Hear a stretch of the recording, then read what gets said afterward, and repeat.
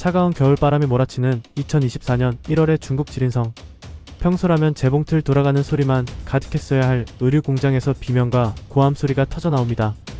기계가 부서지는 굉음, 그리고 공장 바닥에 나뒹구는 관리자들. 영화 속 한 장면이 아닙니다.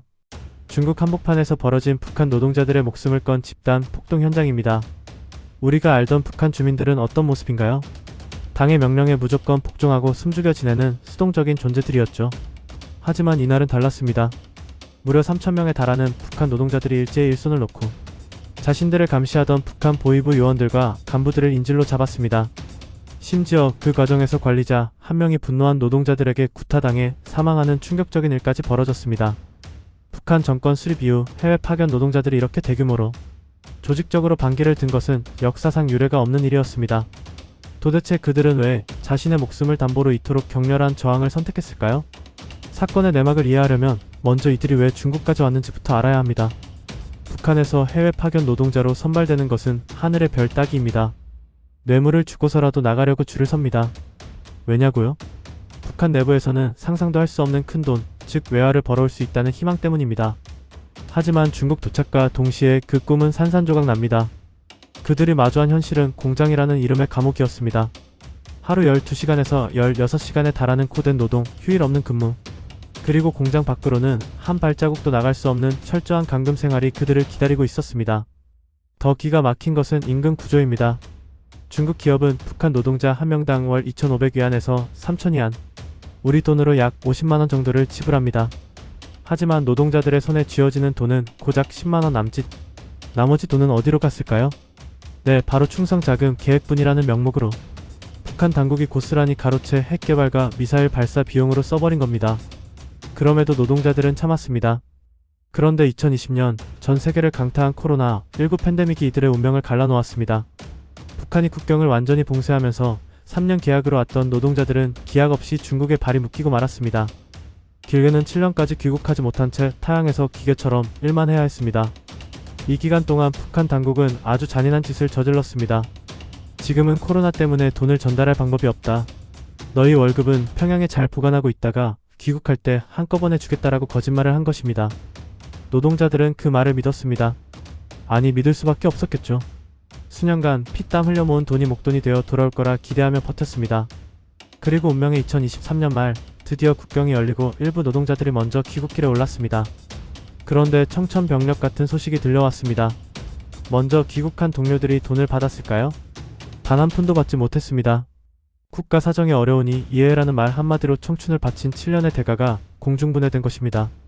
이 소식은 중국에 남아있던 노동자들에게 빠르게 퍼져나갔고 결국 억눌려왔던 분노가 폭발하고 말았습니다. 2024년 1월 11일 지린성 허룽시의 의류공장과 수산물 가공공장. 평소처럼 작업을 시작해야 할 시간에 기계 소리가 들리지 않았습니다. 대신 노동자들은 공장 문을 걸어 잠그고 몽둥이와 돌을 들었습니다. 그동안 자신들을 괴롭히던 지배인과 당, 간부, 그리고 악명 높은 보위 지도원들을 포위했습니다. 겁에 질린 간부들은 도망치려 했지만 독이 오를 대로 오른 수천 명의 노동자들을 당해낼 재간이 없었습니다. 이 과정에서 평소 노동자들을 악랄하게 착취했던 한 관리자가 성난 군중에게 둘러싸여 목숨을 잃었습니다. 북한 영사관은 발칵 뒤집혔습니다. 평소라면 보위부를 동원해 무자비하게 진압했겠지만 이번엔 규모가 달랐습니다.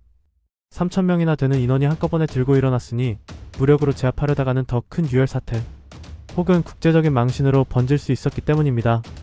결국 선양 주재 북한 총영사가 직접 현장으로 달려와야 했습니다. 그는 밀린 임금을 즉시 주겠다며 노동자들을 달래야만 했습니다. 북한 정권이 노동자들의 힘에 밀려 굴복하는 척이라도 한 것은 정말 희귀한 사례입니다. 이들은 대부분 20대에서 30대 북한의 소위 장마당 세대였습니다.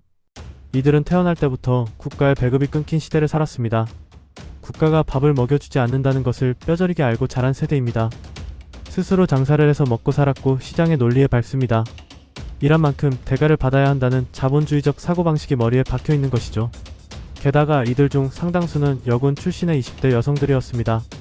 군대에서 조직 생활을 익혔고 깡다구도 있는 이들이 뭉치니 그 파괴력은 엄청났습니다. 또한 이들은 중국에서 몰래 스마트폰을 사용하며 한국 드라마를 보고 외부 세계의 정보를 접했습니다.